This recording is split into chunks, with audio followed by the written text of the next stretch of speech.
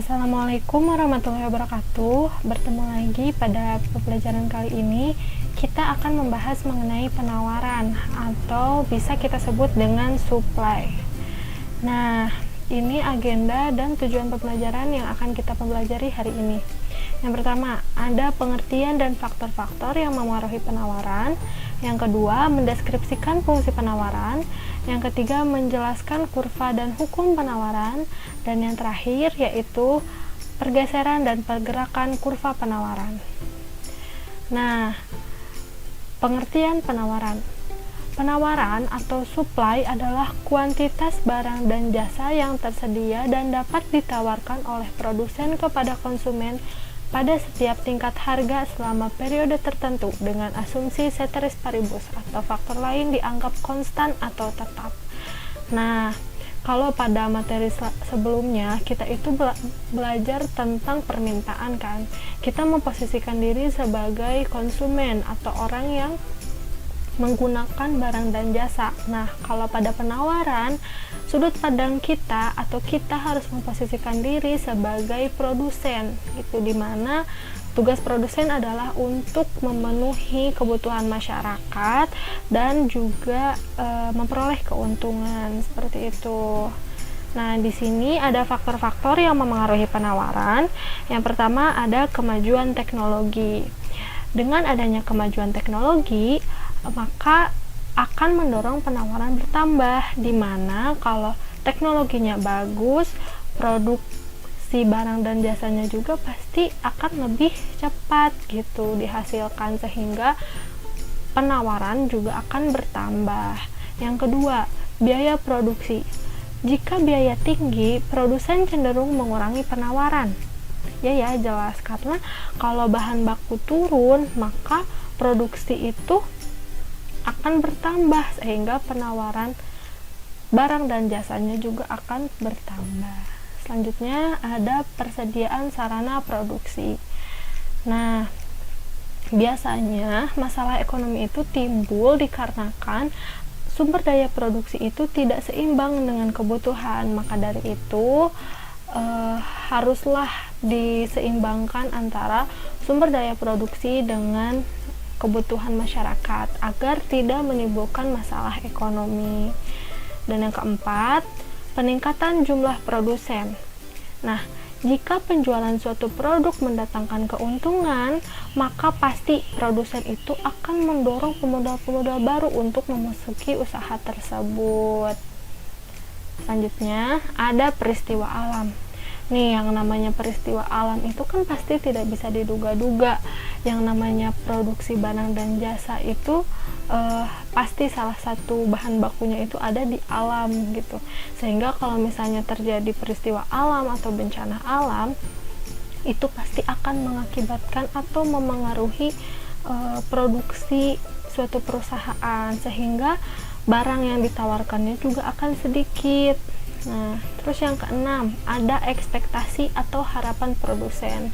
Lain halnya dengan konsumen yang sebelumnya itu kita akan menimbun barang yang banyak, akan menstok barang yang banyak ketika harganya juga murah. Namun pada sisi produsen pasti jika pada 1 tahun ke depan itu produknya akan diperkirakan semakin banyak, sehingga pasti produk yang ditawarkannya juga akan semakin banyak gitu. Tapi kalau misalnya perkiraan produsen kiranya 2020 itu akan semakin sedikit yang mengkonsumsi jeruk gitu, sehingga pasti akan mengurangi produksi jeruk gitu. Nah, di sini ada faktor-faktor yang memengaruhi penawaran yang ketujuh, yaitu harga barang dan jasa lain. Sama halnya seperti di permintaan, di penawaran juga ada barang yang sifatnya komplementer atau substitusi. Nah, pada barang komplementer, jika harga suatu barang meningkat, maka akan meningkatkan penawaran pada barang lain. Contohnya, kan kita sudut pandangnya produsen nih, kita misalnya menjual komputer. Nah, komputer itu mahal, otomatis barang yang menjadi pelengkapnya juga seperti printer itu ikut mahal, karena sudut pandang produsen pasti seperti ini. Konsumen pasti akan membeli produk printer yang mahal tersebut karena untuk melengkapi nilai guna si komputer tersebut gitu. Nah, kalau pada barang substitusi, jika harga suatu barang meningkat, maka akan mengakibatkan penurunan penawaran terhadap barang lain. Nah, kan barang substitusi itu barang pengganti ya, kita sudah ketahui semuanya.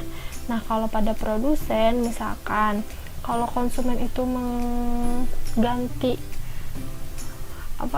si barangnya itu ke yang lebih murah, otomatis produsen juga pasti akan mikir, konsumen gak akan membeli kopi lagi gitu, karena harga kopi mahal. Maka dari itu persediaan si kopinya juga akan dikurangi.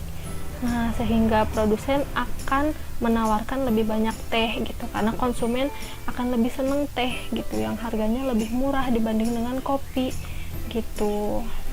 Nah, selanjutnya di sini ada fungsi penawaran. Nah, kita harus ingat-ingat bahwa di sini fungsi penawaran adalah QS sama dengan fungsi daripada PS. Nah, QS di sini merupakan jumlah penawaran, F merupakan fungsi, dan PS merupakan harga satuan penawaran. Nah, di sini ada contoh soalnya ya, teman-teman. Jika diketahui fungsi penawaran dinyatakan dengan persamaan QS sama dengan min 6 plus 2 PS, maka yang pertama, hitunglah jumlah penawaran jika harga per unit Rp5 dan Rp10. Dan yang kedua, gambarlah kurva penawarannya. Kita sama seperti kemarin kita mengerjakan yang permintaan, jadi harganya itu tinggal dimasukkan saja ke fungsi gitu. Nah, kan kita sudah ketahui fungsinya itu adalah min 6 plus 2 PS. Nah, P-nya itu sudah ketahui. Yang pertama itu 5 dan yang kedua itu ada 10. Nah, yang ditanyakan pada saat harga 5, berapa unit yang ditawarkan? Seperti itu kan. Nah, berarti QS sama dengan min 6 plus 2 PS. Min 6 plus 2, P-nya itu 5. 2 dikali 5 sama dengan 10. Jadi QS sama dengan min 6 plus 10, QS sama dengan 4. Jadi, pada saat harga Rp5, maka jumlah penawaran sebanyak 4 unit. Nah, masih yang A. Sekarang pada saat harga Rp10, bagaimana sih pengaruhnya? Nah, QS sama dengan min 6 plus 2 PS. QS sama dengan min 6 plus 2, P-nya itu 10, 2 dikali 10. QS sama dengan min 6 plus 20, jadi QS sama dengan 14. Jadi, pada saat harga Rp10, maka jumlah penawaran sebanyak 14 unit. Nah, karena kita sudut pandangnya itu sebagai produsen, semakin mahal harganya, maka akan semakin banyak jumlah barang yang ditawarkan, seperti itu. Nah, ini kan harga naik nih dari 5 sampai 10, jadi 5 jadi 10 gitu kan. Nah, jumlah yang ditawarkannya juga dari yang asalnya cuma 4 unit jadi 14 unit gitu, karena kita kan ingin mencari untung.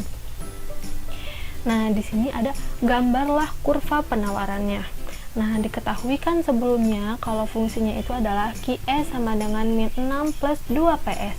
Nah, jika QS sama dengan 0, maka 0 dipindah luaskan menjadi QS sama dengan min 6 plus 2 PS.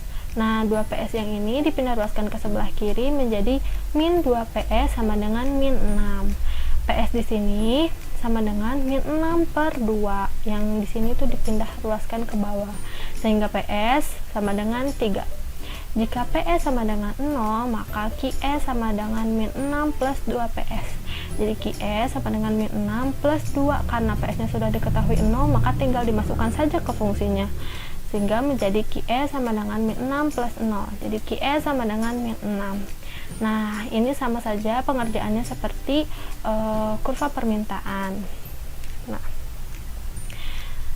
Nah, kita juga sama. Nah, kita tutup dulu yang bagian sininya, kita anggap dulu tidak ada. Nah, misalkan cara membacanya yaitu ketika QS sama dengan 0, maka PS sama dengan 3. Yang ini ya, ketika QS sama dengan 0, maka PS sama dengan 3. Nah, sekarang kita tutup lagi yang ini. Cara membacanya yaitu jika PS sama dengan 0, maka QS sama dengan min 6. Seperti itu, sama saja. Namun ini hanya bertujuan untuk memudahkan kalian dalam membuat kurva seperti itu. Nah, kurvanya kita lihat sama seperti kurva permintaan. Pada garis horizontal di sini itu dinamakan dengan QS atau quantity supply, dimana itu tuh jumlah penawaran ya, jumlah barang penawarannya. Nah, pada garis yang vertikal ini itu disebut dengan PS atau price supply, dimana itu merupakan harga penawarannya. Nah, karena kita sudah ketahui pada saat harga Rp3, maka jumlah barang yang ditawarkan adalah min 6, seperti itu. Nah, maka dari itu ini slope-nya positif. Kenapa? Karena ini itu merupakan garis yang ditarik di kiri bawah ke kanan atas gitu. Semakin banyak jumlah yang ditawarkan, maka harga akan semakin tinggi gitu. Maka dari itu sejalanlah dengan hukum penawaran. Nah, hukum penawaran itu jika harga suatu barang dan jasa meningkat, maka kuantitas yang ditawarkan akan meningkat. Sebaliknya, jika harga suatu barang dan jasa menurun, maka kuantitas yang ditawarkan akan menurun. Gitu kan, kita sudut pandangnya sebagai produsen ya, kalau harganya naik ya kita juga akan menaikkan karena kita pengen untung. Nah, karena hukum penawaran ini itu sejalan dengan kurva penawarannya, maka itulah yang menyebabkan kenapa slope atau kemiringan kurva penawaran itu bisa positif seperti itu. Selanjutnya di sini ada konsep penawaran ya. Sama seperti permintaan, kita harus mengenal apa itu tabel penawaran dan apa itu kurva penawaran. Nah, kalau tabel penawaran itu adalah tabel yang menunjukkan kuantitas barang dan jasa yang ditawarkan selama periode waktu tertentu pada berbagai tingkat harga dengan asumsi faktor-faktor lainnya dianggap tetap atau konstan atau ceteris paribus ya. Nah, kita lihat di sini kan kita pandangannya itu sebagai produsen. Maka semakin tinggi harga ya semakin banyak gitu jumlah yang ditawarkan karena ingin mendapatkan keuntungan. Nah, misalkan di sini ada harga bakso per mangkok asalnya itu 20.000 kan. Nah, maka dari itu produsen akan menawarkan sebanyak 200 mangkok. Kemudian turun lagi nih harganya menjadi 18.000, maka jumlah yang ditawarkannya juga akan berkurang. Begitupun seterusnya. Nah, informasi yang ada dalam tabel ini tuh disajikan dalam bentuk gambar atau grafis. Nih, misalnya di sini kan harganya itu asalnya 20.000, maka jumlah yang ditawarkannya juga adalah 200 mangkok bakso. Nah, ketika harga turun, maka jumlah yang ditawarkannya juga akan turun menjadi 180. Begitupun seterusnya. Nah, maka dari itu kurva penawaran ini bergerak dari kiri bawah ke kanan atas gitu. Nah, selanjutnya di sini ada kurva penawaran tiap produsen dan kurva penawaran pasar. Sama seperti permintaan, jadi tiap-tiap kurva pasar itu pasti awal muasalnya itu dari tiap individu kan, kalau nggak tiap perusahaan. Nah, misalkan di sini ada penawaran Pak Junaidi gitu sama penawaran Pak Soleh. Nah, ini misalnya harga jeruknya ya, harga jeruk asalnya 600.000 rupiah itu 20 kilo gitu.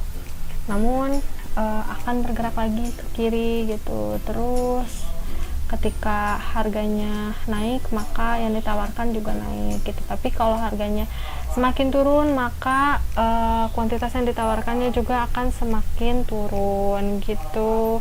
Nah, sehingga ketika Pak Junaidi mempunyai kurva sendiri dan penawaran Pak Soleh juga mempunyai kurva sendiri, maka dari itu dijumlahkanlah dalam sebuah kurva yang dinamakan dengan kurva penawaran pasar gitu.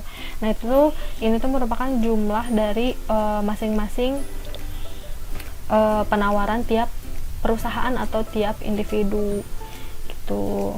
Nih misalkan nih ya, kan tadi Pak Junaidi itu mampu menawarkan jeruk dalam harga Rp600.000 itu 20 kilo. Nah kalau di Pak Soleh itu dia mampu menawarkan jeruk sebanyak 25 kilo pada harganya itu adalah 600.000 gitu, sehingga pada pasarannya nih secara lingkup besarnya, oh berarti di pasaran pada saat harga Rp600.000 jumlah jeruk yang ditawarkan itu adalah sebanyak 20 nih dari Pak Junaidi sama 25 dari Pak Soleh, berarti 20 tambah 25 adalah 45 gitu. Jadi cara bacanya itu kurva penawaran pasar ketika harga Rp600.000 maka jumlah jeruk yang ditawarkan sebanyak 45 kilo gitu. Nah di sini ada pergerakan kurva penawaran. Nah pergerakan ini terjadi di sepanjang kurva penawaran yang terjadi akibat perubahan harga, sama saja ya kayak permintaan. Jadi kalau pergerakan itu terjadi hanya karena perubahan harga produk. Nah ini pergerakan ini sejalan dengan hukum penawaran, dimana apabila harga semakin tinggi maka jumlah yang ditawarkannya juga akan semakin tinggi. Nah pergerakan-pergerakan inilah dari yang asalnya cuman 12.000 itu bisa menawarkan 120, tapi semakin tinggi naik harganya, semakin naik harganya, maka ini tuh akan terjadi pergerakan gitu nih, dari sini ke sini, dari sini ke sini gitu, E ke D, D ke C, C ke B, B ke A. Tuh itu pergerakan ya, karena harga gitu, karena faktor harga doang. Nah di sini ada pergerakan kurva penawaran, pergeseran kurva penawaran. Nah kalau pergeseran kurva penawaran berarti terjadi akibat faktor-faktor lain selain harga. Kan kita udah belajar itu tadi, kayak ada harga substitusi, ada teknologi, ada bencana alam dan yang lain-lain. Nah, misalkan di sini contohnya itu teknologi ya. Ketika misalkan kemajuan teknologi di suatu perusahaan itu sudah bagus, maka pasti jumlah yang ditawarkannya juga akan semakin banyak, ya kan? Gitu, maka kurva penawarannya akan bergeser ke sebelah kanan. Namun ketika misalkan kemajuan teknologi di perusahaan B itu lebih rendah gitu teknologinya, sehingga akan bergeserlah kurva penawarannya ke sebelah kiri gitu teman-teman. Nah untuk merefleksikan pembahasan yang telah kita pelajari, di sini ada soal esai, ada 5 pertanyaan. Kalian boleh dijawab di buku tulis, nanti langsung dikirim aja ke ibu via WA seperti itu. Nah, ini pertanyaan 1, 2, 3, 4, 5. Kalian nanti kalau ada yang gak ngerti boleh ditanyain gitu ya. Nah, di sini ada kata-kata mutiara seperti biasa untuk memotivasi kalian. Jika kamu tidak sanggup menahan lelahnya belajar, maka kamu harus sanggup menahan perihnya kebodohan. Itu menurut Imam Syafi'i. Jadi kalian harus tetap semangat, walaupun kalian banyak tugasnya, walaupun kalian lagi pusing-pusingnya sama banyak tugas, tapi kalian harus bisa sanggup menahan lelahnya belajar, karena yang namanya manis buah belajar itu bukan dirasakan sekarang tapi nanti. Jadi tetap semangat. Terima kasih atas perhatiannya. Mohon maaf bila ada kesalahan. Sekian dari ibu, sampai berjumpa di pertemuan selanjutnya. Wassalamualaikum warahmatullahi wabarakatuh.